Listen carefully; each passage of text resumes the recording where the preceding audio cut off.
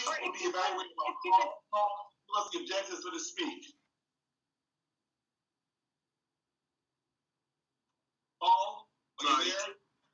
Julie is also giving her icebreaker. We've already heard the objectives, so this is an opportunity for Julie Kay, an incredible Toastmaster, to introduce herself to our club. It's going to be 4 to 6 minutes, okay? What happens, Robin, as soon as I see it, I will just call it out for her. That makes it a lot easier for you and everybody, okay? I would be very happy to have 2 listeners on screen. And you will tell me when to begin. Julie will be giving a speech entitled, 1 second. The title of the speech is What We Want, What We Need. What we want, what we need. Please welcome Julie. When we take the first step on a path, we don't always know what and where it can lead us. It was 1977 in Washington, D.C. As I approached that piano player, young woman, in the dim piano bar,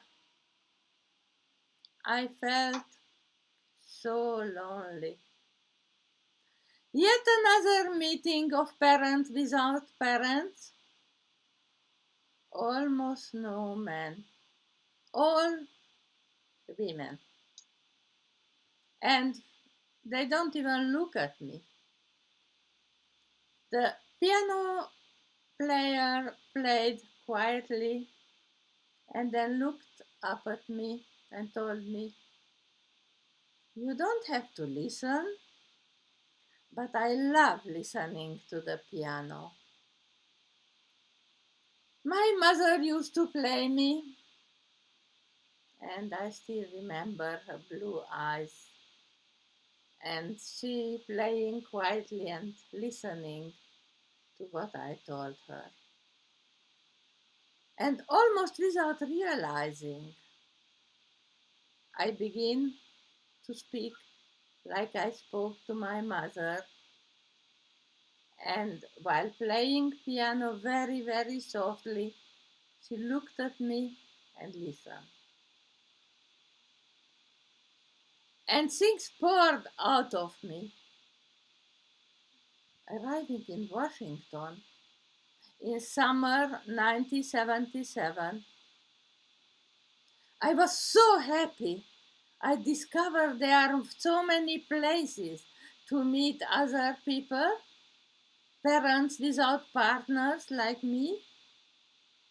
I went to pool party, to poetry reading, to popular dance, but everywhere I went, it was full of women, young women, younger than me, and almost no men.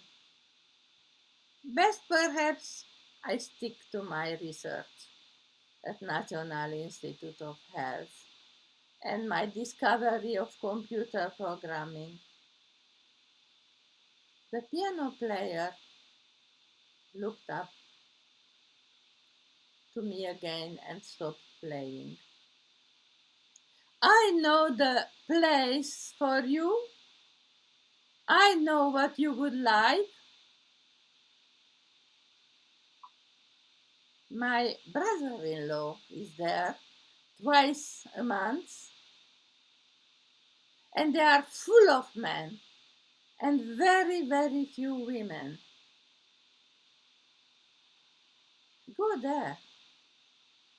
And so next week, the first time in my life, I went to Monument Toastmasters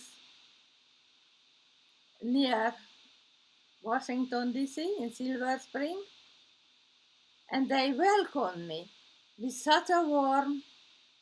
Indeed, I was the only single woman there.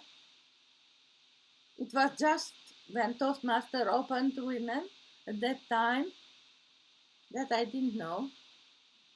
Of course, they were all very interesting men, but very well married. So it was not exactly what I looked for, but what I learned there in 3 next years, it was worth it. Not only to speak up and look at people's eyes, but to listen. I got courage.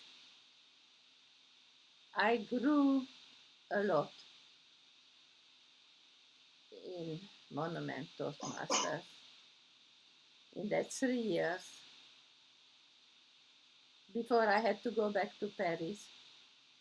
30 years later, I went to again, while in London again, that time, to Toastmasters, and I found my tribe. I never felt really lonely again, not because only Toastmaster, but I went also out of Toastmaster and discovered the audience. Audience to whom I could tell my stories, like to my mother or the piano player, an audience that loved me and listened to me. And then last year, I dreamed a storyteller workshop, and Svetlana came to me and told me, yes, let's do it. And we did it together. In 3 months, we chartered, and now it is blooming. I have been Pathway Ambassador for 3 years now, RIP at the beginning it was called, but never knew really what to tell about Pathway. And now I came home because Washington, Virginia, and Maryland is still home to me. My daughter never left after I had to leave. She was a student. I went back and came back again and again. So I discovered Paul, I discovered many people here, and I really fell home again. And I think my past brings me back somehow to where I begin Toastmasters. Mr. Toastmaster.